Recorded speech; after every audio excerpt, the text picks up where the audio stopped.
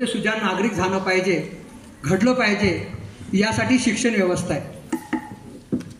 खरं म्हणजे आपली शिक्षण व्यवस्था ही पारंपरिक पद्धतीने आपल्याला शिकवते, आपण परीक्षा देतो, दुसऱ्या वर्गात जातो, पण त्याच्यासोबत जे अभ्यासेतर उपक्रम असतात त्या उपक्रमातून आपलं व्यक्तिमत्व घडवण्याचं काम केलं जातं. मग त्यामध्ये खेळ असतील, तुमचं गॅदरिंग असेल. मगाशी कोणतरी सांगितलं का विद्यार्थिनीनं की मला डान्स खूप आवडतो पण माझ्या पालकांना आवडत नाही, पण मुद्दा मी डान्स करायचो. तुझं अभिनंदन आहे तेवढ्यासाठी. जे तुला आवडतं तेच तू आयुष्यामध्ये कर. हे सगळं स्वातंत्र्य आहे, हे सगळं शिक्षण आहे. बुद्धिमत्ता, परीक्षेतले मार्क, आवडीनिवडी भिन्न भिन्न असतात, त्यामध्ये एक वाक्यता कधीच असत नाही. आणि म्हणून आपल्याला जे काय आवडतं ते आपण केलं पाहिजे, ते पालकांना सांगितलं पाहिजे, तरच मित्रांनो जीवनामध्ये यशस्वी व्हा. शेजारची मुलगी, शेजारचा विद्यार्थी तो सायन्सला जातो, तो कॉमर्सला जातो म्हणून आपण गेलं पाहिजे, ते आपण टाळलं पाहिजे. माझी कॅपॅसिटी काय, मला काय आवडतं, मला जीवनामध्ये काय करायचं आहे, करिअर म्हणजे नक्की काय, हे आधी आपण समजून घेतलं पाहिजे. आपल्या सरांनी या गोष्टी आपल्या सर्वांना सांगितलेल्या आहेत. मित्रांनो, मी ज्यावेळी 11वी पास झालो 84 साली आणि कोल्हापूरला माझ्या काकाने नेलं. कोल्हापूर महानगरपालिकेचं कॉलेज, KMC कॉलेज रंकाळ स्टँडच्या बाजूला आहे.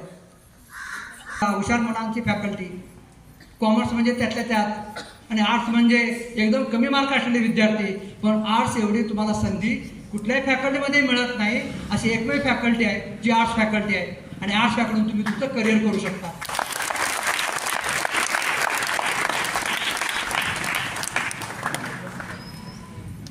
मित्रांनो, आपण अनेक वेळा असं म्हणतो की व्यक्तिमत्व.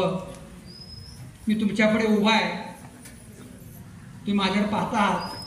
माझा चेहरा, माझे केस, माझे कपडे हे माझं दिसणारे व्यक्तिमत्व आहे. मी कसा आहे तुम्हाला माहिती आहे का? तुम्ही अनेकाने तुमच्या सरांविषयी बोलला, कारण तुमचा आणि सरांचा जवळचा संपर्क आहे. मी आज पाहुणा म्हणून आलो. मगाशी तुम्ही ज्या 2 सरांचा उल्लेख केला, पाटील सर आणि जाधव सरांचा, मी पण मित्रांनो तसाच आहे. फणसासारखा आहे. मी काट्यासारखा दिसतो पण आतल्या फणसातल्या गऱ्यासारखा गोड आहे. मुद्दाम एवढ्यासाठी सांगतोय, कॉलेज जीवनामध्ये शिकवत असताना सरांनी कडक वागावंच लागतं. कॉलेजमध्ये आपल्याला असं वाटतं की कॉलेजचं जीवन म्हणजे अगदी मुक्त जीवन, पण मित्रांनो ते चुकीचं आहे. 11, 12वी, 10वी हे तुमच्या आयुष्यातला पहिला टप्पा आहे. आणि जेव्हा तुम्ही पहिल्या टप्प्यात जेव्हा तुम्ही दुसऱ्या टप्प्यामध्ये जाता तो 12वीचा टप्पा आहे. आणि खऱ्या अर्थाने 12वी नंतर तुमच्या करिअरला संधी किंवा सुरुवात होते. 10वीला चांगले गुण मिळाले, तुम्ही फॅकल्टी चॉईस करा. 12 नंतर तुम्ही ठरवलं पाहिजे 10वीला असताना की मला काय व्हायचं आहे, मला कुठे जायचं आहे. इथून आपण स्टँडवरती गेलो जर माहीत नसेल मला कुठं जायचं आहे, तर आपण तिथं गोंधळून पडू की मला कोल्हापूरला जायचं आहे, वैभवला जायचं की खारेपाटणला जायचं आहे. पण मला हे माहीत पाहिजे की मला कोल्हापूर गाडीने जायचं आहे. मग तुम्ही साळवणला उतरा किंवा कळ्यात उतरा, पण आपला रूट माहीत पाहिजे. आयुष्यामध्ये रूट ठरवा, ध्येय निश्चिती करा, त्यासाठी मेहनत करा, त्यासाठी जिद्द ठेवा आणि मित्रांनो प्रामाणिक प्रयत्न करा. जीवनामध्ये यश मिळतं हे आपल्याला अनेकांच्या उदाहरणावर आपल्याला पाहता येतं. मॅडमने सांगितलं, जीवनामध्ये पैशासाठी माणसं जगतात आणि जगण्यासाठी पैसा लागतो.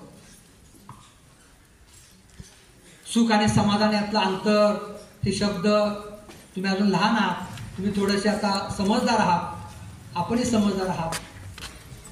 मित्रांनो, जीवनामध्ये पैसा मिळेल नोकरीच्या माध्यमातून, व्यवसायाच्या माध्यमातून, तुम्ही जे करिअर निवडाल त्याच्यातून, पण तुम्हाला सुख मिळेलच असं नाही, समाधान मिळेलच असं नाही.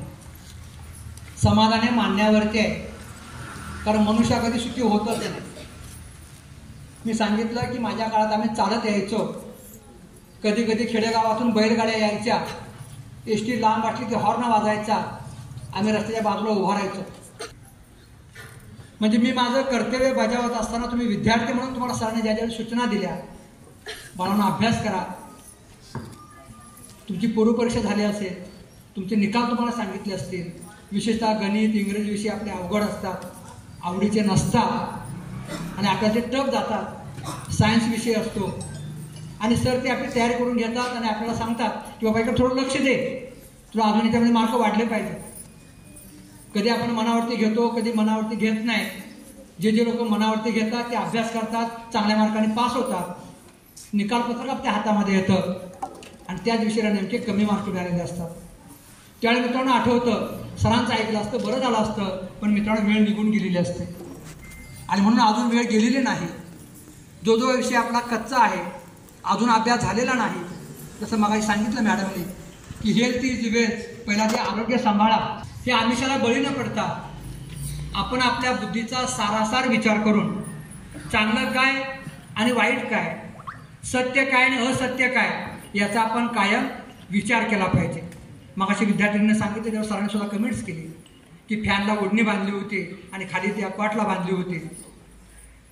ठीक आहे, त्या वयात ते घडून गेलं, पण कुठलीही आयुष्यामध्ये गोष्ट करत असताना, आणि खरं म्हणजे तुम्ही मनापासून बोललात, हे खरं तुमच्या मनाचा दिलदारपण आहे.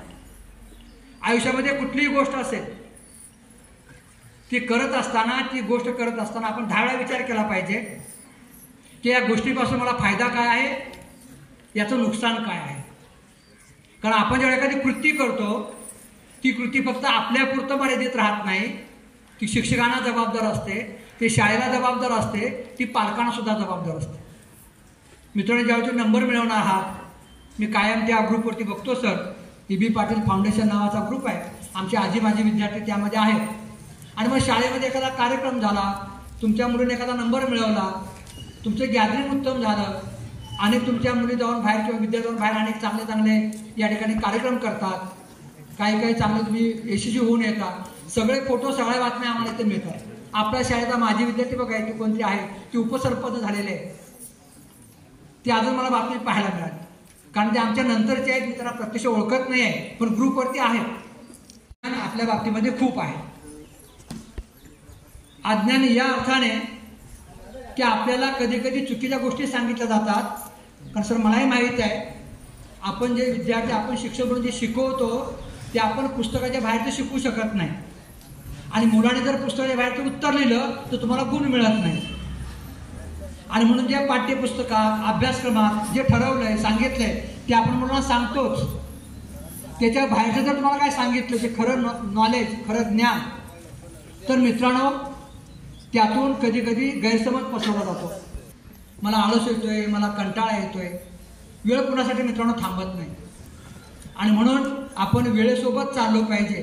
तो वेळेसोबत चालला, तो वेळेला सामोरं गेला, तो जीवनामध्ये यशस्वी झाला. हे आपल्या यशस्वी जीवनाचा महत्त्वाचा मंत्र आहे.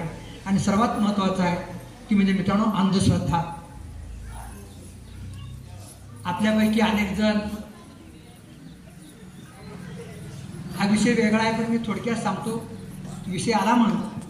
आपण सर्वजण देवाला मानतो, मानलंच पाहिजे, कारण या सृष्टीचा कोणते निर्माता आहे ते 100% खरं आहे. पण अमुक एक देव नवस केला की पावतो, मला परीक्षेमध्ये एवढे टक्के मार्क मिळवू देत, मी तुला 5 नारळाचा नारळ देतो किंवा तोरण देतो, ही मात्र अंधश्रद्धा आहे. आणि त्या युद्धामध्ये एक राजा दुसऱ्या राजाचा पराभव करतो आणि त्या वाड्याला, संपूर्ण शहराला, नगराला आग लावली जाते.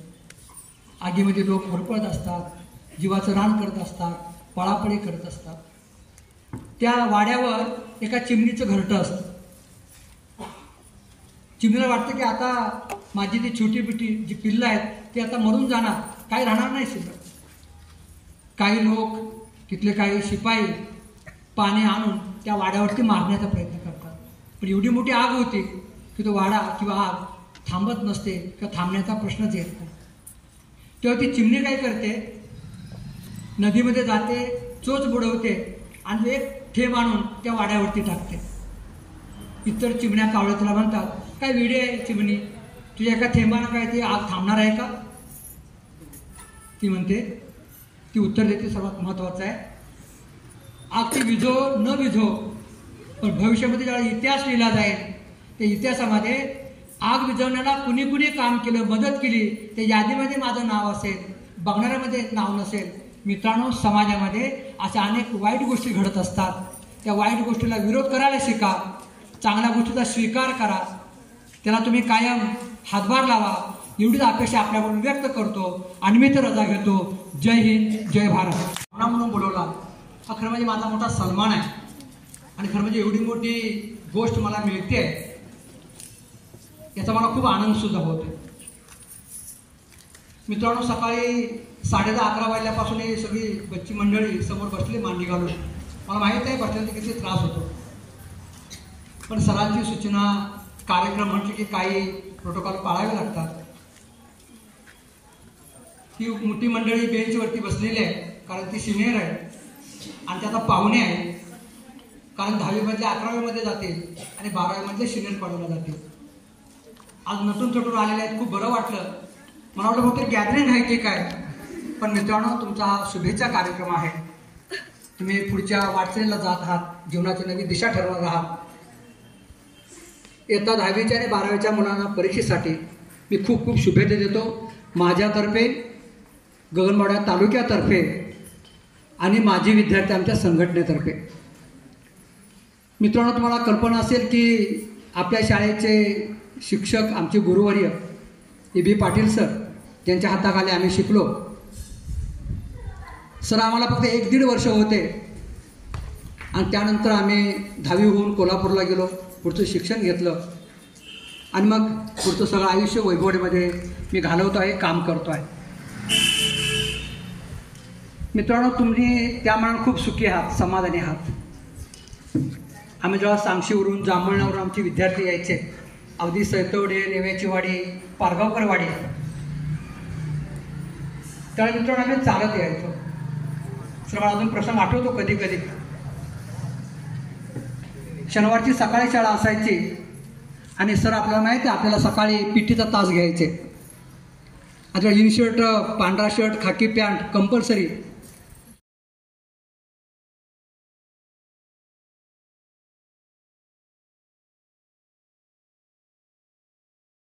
मुलींनी आणि मुलांनी जी आपली मनोगत व्यक्त केली, काहींनी अतिशय प्रांजळपणे मनापासून मनोगत व्यक्त केली, तशी मुलांनी व्यक्त करावी अशी अपेक्षा होती. तरी पण मारमुटकून का असना थोडं येऊन काही शुभेच्छा दिल्या मुलांनी. प्रगती आहे. 10वीच्या मुलांनी पुढे येणं स्वाभाविक होतं. जसं आता आपण तुम्ही ड्रेस कोड केला ना, छान वाटतंय. तसं जरा पुढे येऊन जरा शुभेच्छा दिल्या असत्या बरं झालं असतं, सगळ्यांना समाधान वाटलं असतं. आणि मित्र हो, धाडस हे असंच निर्माण होतं, एवढं लक्षात ठेवा.